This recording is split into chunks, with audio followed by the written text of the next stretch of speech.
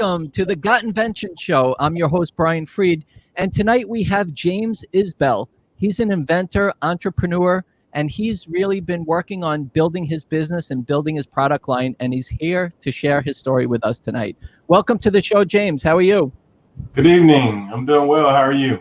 I'm doing good. Where exactly are you? What part of the country? Jacksonville, Florida. Very nice. And what do you do for a living? I'm an inventor, and I also have a full-time job. So I do my inventions and building a brand, e-commerce. So many hats. And it's definitely been a very interesting journey for you, I'm sure, right?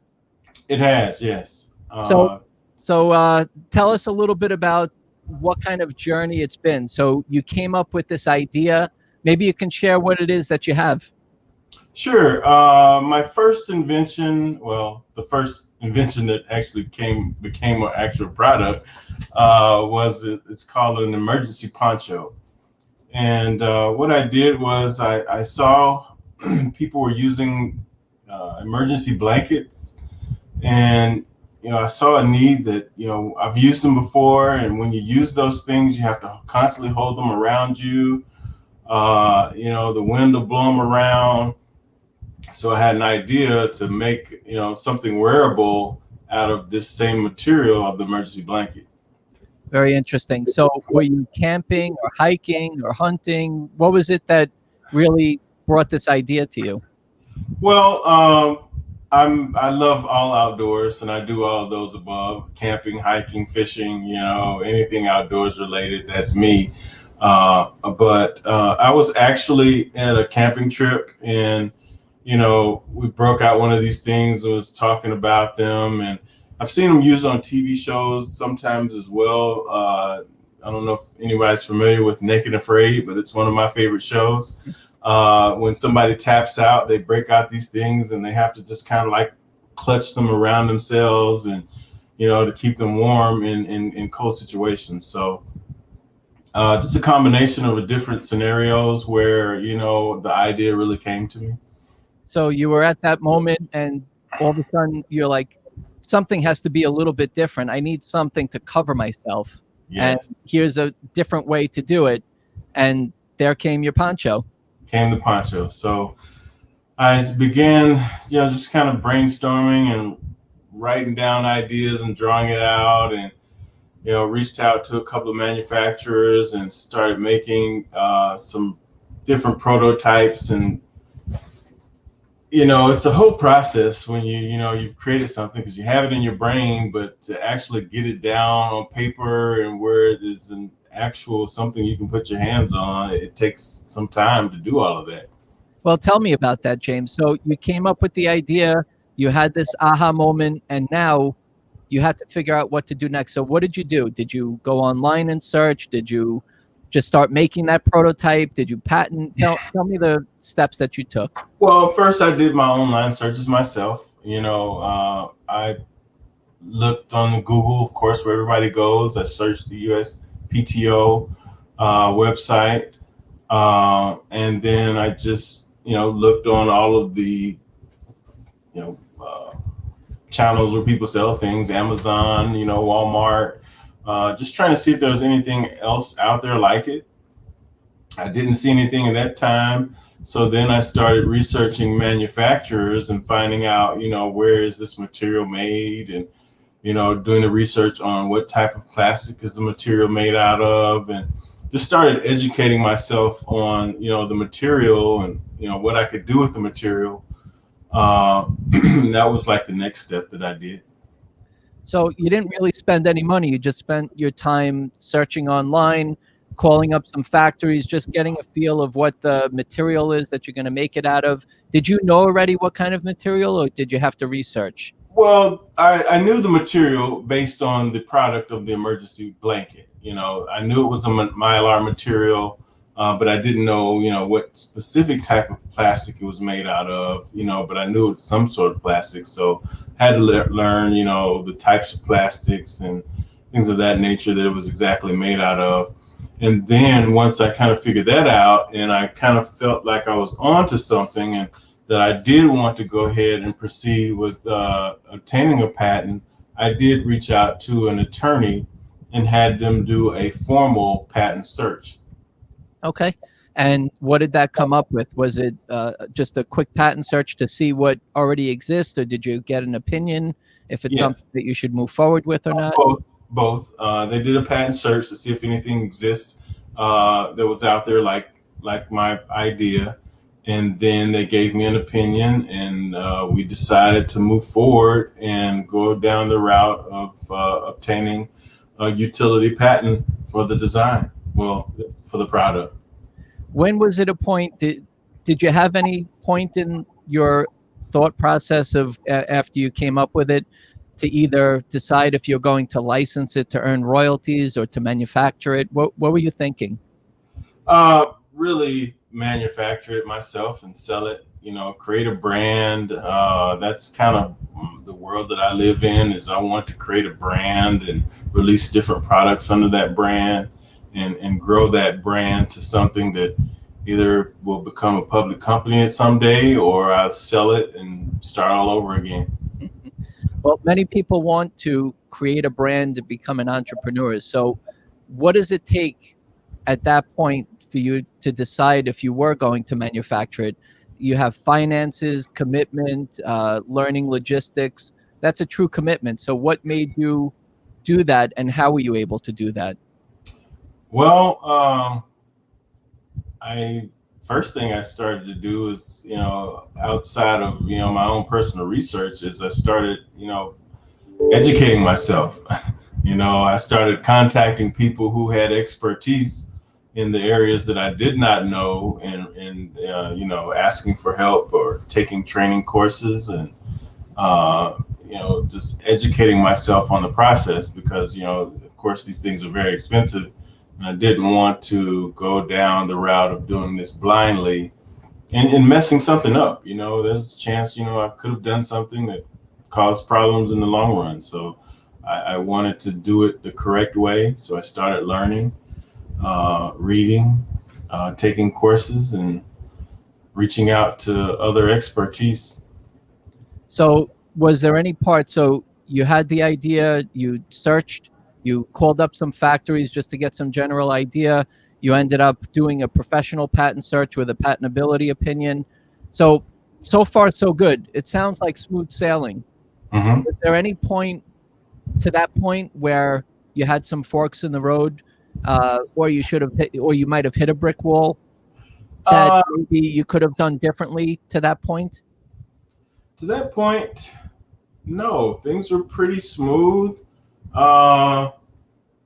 When the product started being manufactured, that's where, you kind of run into some issues, of course, getting samples and, going back and forth with the manufacturer to make sure, things are exactly the way you have them designed in your head, and make sure they come out right for the end customer.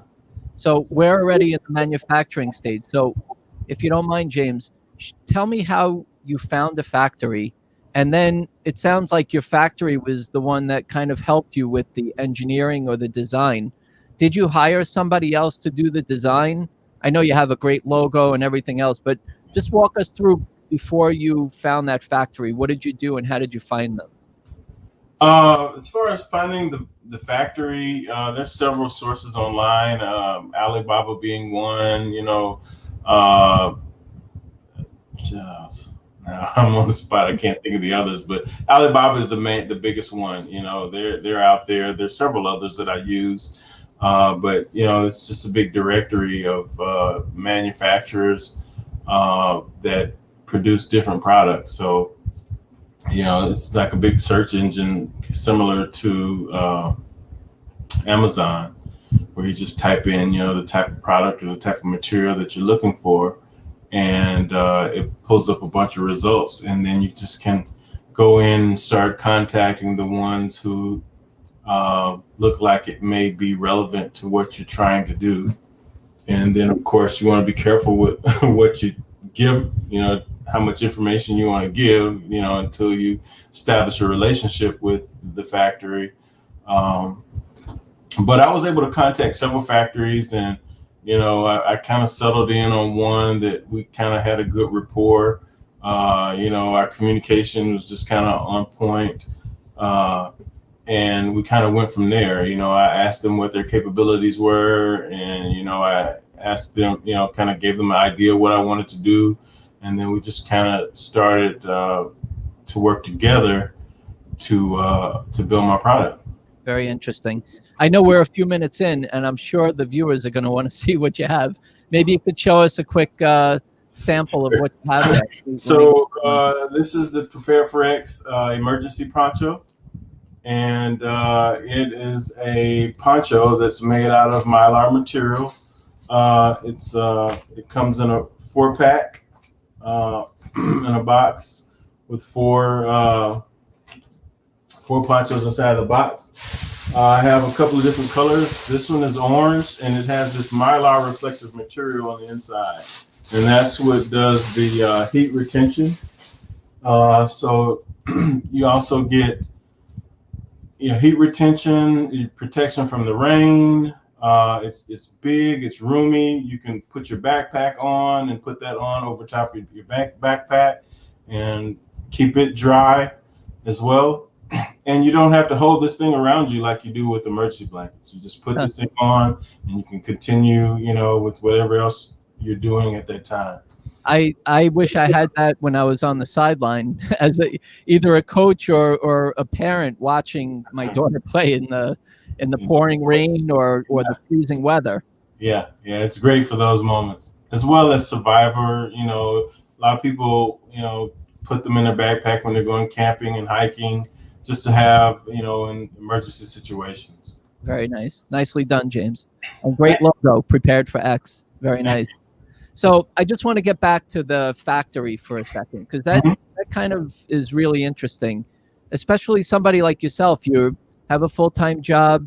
You just decided that you wanted to go into business. Like, how did you know what to ask the factory? Like, where did you come up with the questions to ask and how to manage that part of it? Yeah, like I said, I took some training. And, there's several training courses out there on, talking to manufacturers, contacting factories, and that's how I really learned, is just, researching and training. There's several articles out on the internet, of how to contact factories. And then, no matter what you read and learn, it's about jumping in there and doing it. The first couple of conversations that I had with factories, it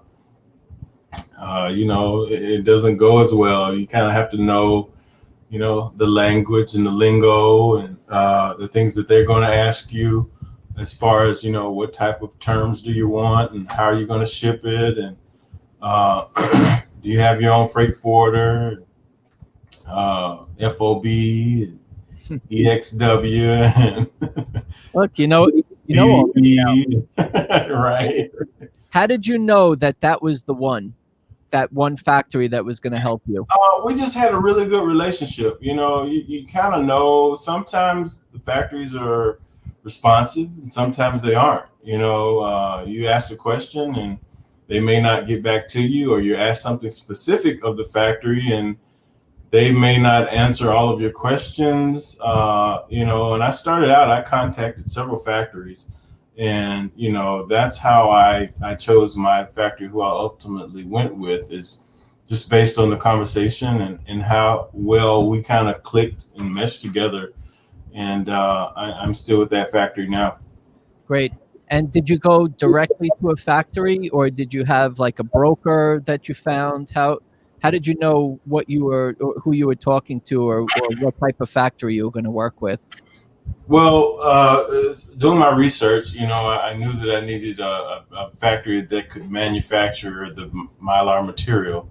And then on when you're searching around on these sites, there are a lot of middlemen out there, and some are, 'cause not all the factories speak, English.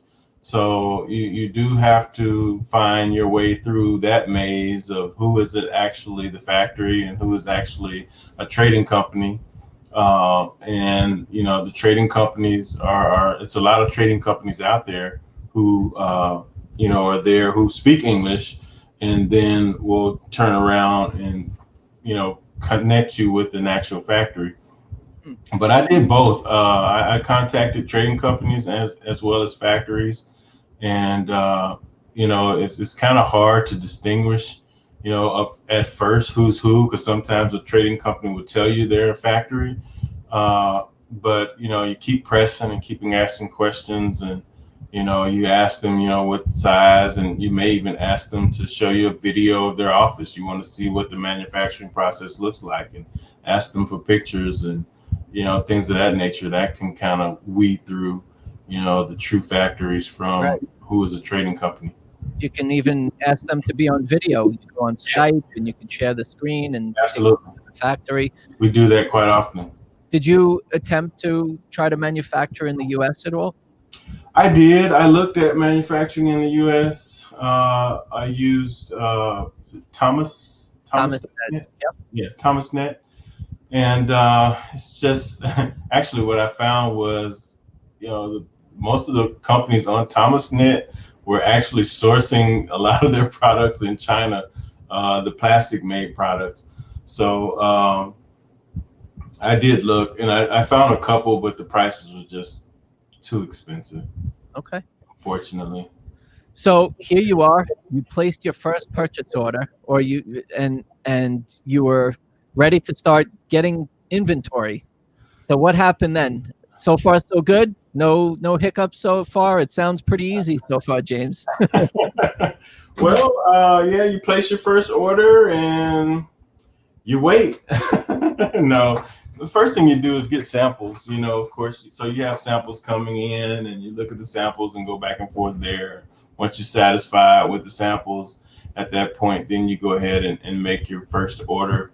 So you do have some level of confidence, but after that first order is made, before you pay and have it shipped to the U.S., you send somebody out, a third party, to do an inspection, and they'll actually inspect the goods before they leave the factory, and head to the ship to come to the USA. So that's very much recommended, to have your goods inspected before it leaves China. That way you can avoid any problems that may occur, once they hit stateside. Got it. Your factory also helped you with the design and I guess, I don't know how much engineering, but more of the design of the way that you wanted it to your specifications? Yes. They're flexible. They can help you. They have engineers on staff and on their team. You can kind of give them, a ballpark general idea, and, they can tell you what they can do and what they can't do, and, the limitations that they have. And if there's something, that you still want to push forward, then, you can go down the route of, finding somebody else to bring in to help you do other pieces of the puzzle if necessary. Very interesting. So now you received your first order. Mm-hmm. It arrived. I don't know if it ended up in your living room or in your spare room or maybe in your bedroom. I'm not sure. I know you're a family man, so I'm not sure where you had your inventory come in. This first order, this product, I sent directly to Amazon. Now, a product that I've done before this product, it came directly to my garage, and that was an interesting ordeal, because we had to actually open up all of those products and put in our own little insert that had our company information, and so I had the whole family. It was a family affair. We set up shop in the garage and opened up all the boxes and put our own insert and information in these boxes, and then we put them back together and packaged them and got that together. But this product, I was a little bit further advanced when I did this, so I had all that done over there in China, and so that went straight to Amazon. How did you come up with the name Prepared4X? And also, if you could just share how you got your logo when you said, that's the logo, that's the look of my company. Okay. So Prepared4X, I'm an Eagle Scout, And the Scouts motto is be prepared. So I've always, after being in the scouting world, it's just been something that stuck with me all the time. And I love outdoors, and I'm a prepared type of guy. So Prepared4X is prepared for anything. The tagline is ready for anything, and that name just kind of stuck with me when I was going down this entrepreneur route, and it fit with the product, and we kind of went from there. I know. Yep. What about the logo? Like, Yeah. where did you find somebody to make the logo for you? As far as the logo, I used a site called 99 Designs. Mm-hmm. It's pretty interesting. I don't know if people know about it or not, but it's kind of like a crowdsourcing for logos and any type of creative that you're looking for. And basically, you give the website the information that you're looking for, a little bit about the brand, your color schemes, type of products you want, and then they turn around and push that out to many artists that they have, in their system. And then all of those artists will create a logo or design and then post it, and you can go through and find the one that you like. Very interesting. And the logo actually, it has grown since the first version. I picked an artist on 99 Designs, and I like that logo very well. And then we just kept changing a little bit here, changing a little bit there, until we kind of settled in as we grew to the one we have now. Very cool. Can you put it to the camera so we can see it? Sure. About this one. There we go. There you go. Prepared4X. Yes. Very nice. And I see you have a TM on there? Yes, trademark. So I do have a registered trademark through the USPTO as well. That's a whole process that you definitely want to do with your products, especially, to protect your IP. So now you have the product, you have your logo. Well, you had your logo first, then you had the product. How are you going to sell it?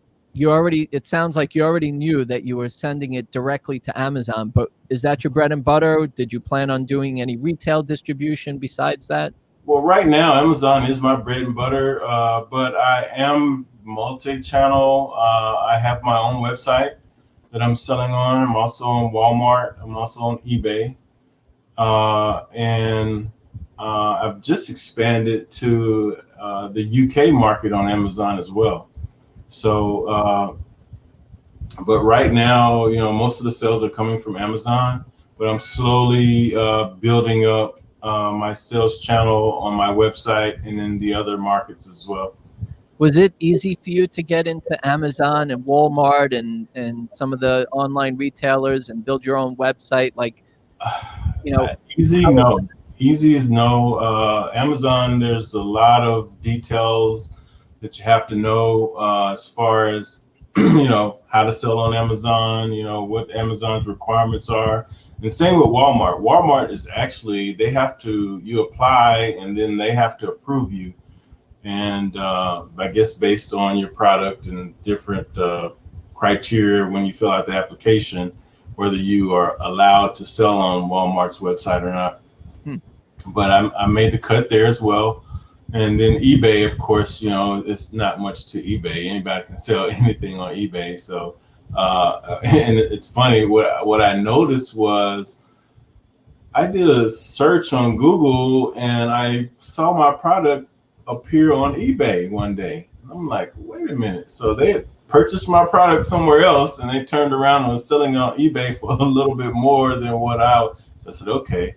So then I just went and, put my product up on eBay as well at my normal retail price. So how much time are you putting into the distribution side with Amazon and Walmart and eBay? I spend Right now, everything is running pretty smoothly. I spend 3 to 4 hours a day. Uh, early morning, late in the evenings, because I have a full-time job as well. So, before I go to work, I'm an early bird, so I wake up every morning around 5 a.m. So I get a little bit done in the morning, and then I spend my evenings doing a little bit, and then once everything is set up, it's pretty pretty much it maintains itself. So outside of doing other product research and trying to come up with other inventions and ideas uh, to release new products, it's not much once you get everything going. Very interesting, James. So you've had a great experience from just that idea to all of a sudden now selling on Amazon and Walmart. Congratulations. This is a Thank you. fantastic journey.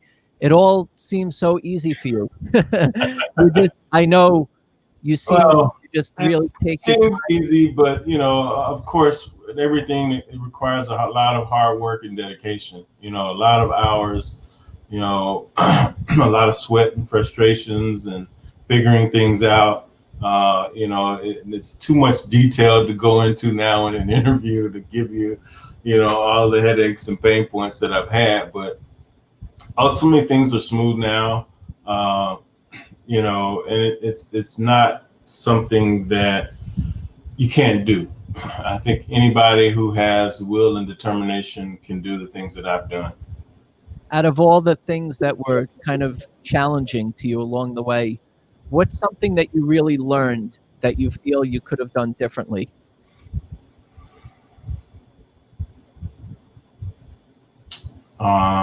Done differently. Almost like you were going through the steps and the processes, and all of a sudden it's like, you know what? This happened to me. And if I did it this way, I could have saved myself a lot of time, money, energy, and effort, or any of those. Yeah,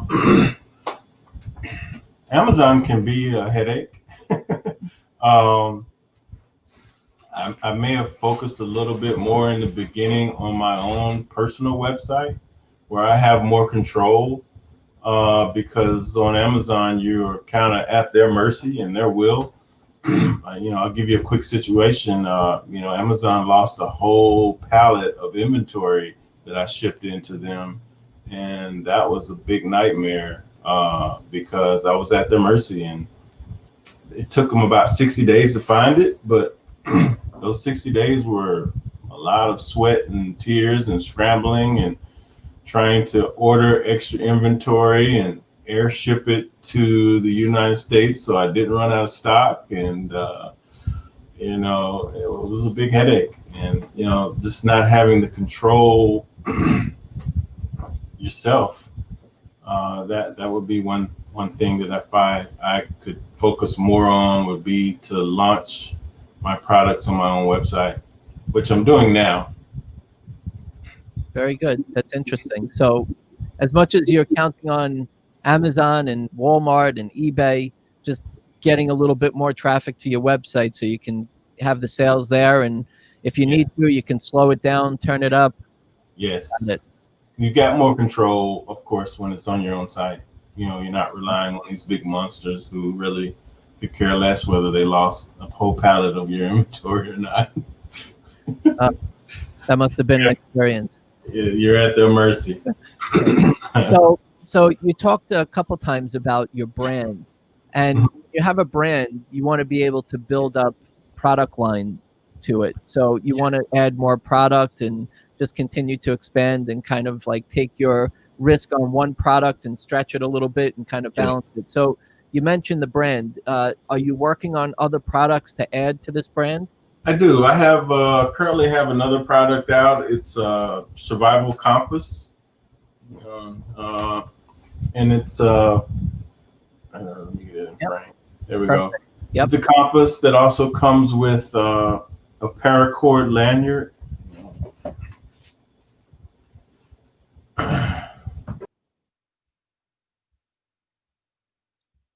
It's a sighting compass. So it has a mirror inside. It has illuminated dial.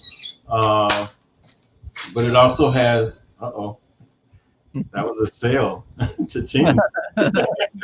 It also has a paracord lanyard with fire starter on the inside as well. So the niche that I'm really focusing on is, camping, hiking, survival, preparedness niche with Prepared4X. So the type of products that I'm looking to release with my brand are all related into that niche.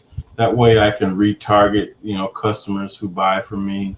They'll want to buy other related products that I release.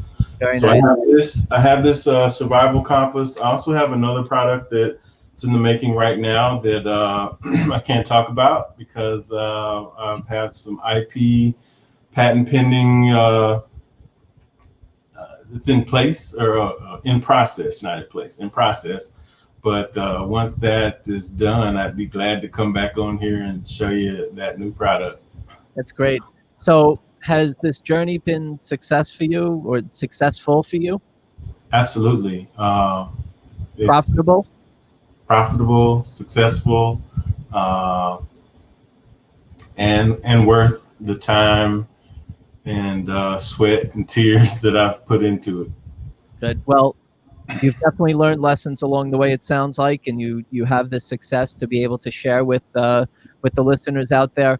James, Yes. tell us, give us some final words of wisdom, because you seem like a pretty sharp guy to be able to just say, you know what, I'm going into business, I'm going to read, I'm going to learn, I'm going to educate myself to figure out what it's going to take for me to be successful. You gather some people along the way that you talk to, some classes, whatever it takes. It seems like you really were dedicated and still are dedicated to it. So give the listeners out there, from your experience, some words of wisdom from you. I would say, mimic what I did. Figure out what you want to do. If it's an invention or if it's a brand you're trying to build, just get dedicated and educate yourself. Surround yourself with knowledgeable people. Invest in your knowledge. And then just pour your blood, sweat, and tears and all you have into it, and see yourself at the end of the road successful. Just visualize yourself being successful, and don't let anything stop you in achieving, that success. Great stuff, James. And be prepared for X. Be prepared for X. James, Prepare for X. thank you so much for being on the show. Thanks for having me, Brian. Great inspiration, and keep up the great work and keep in touch. We'd love to hear more from you. Thank you very much. Thank you, everybody, for listening to the Got Invention Show. Till next time, keep on inventing. Thank you, James. Bye. Bye-bye.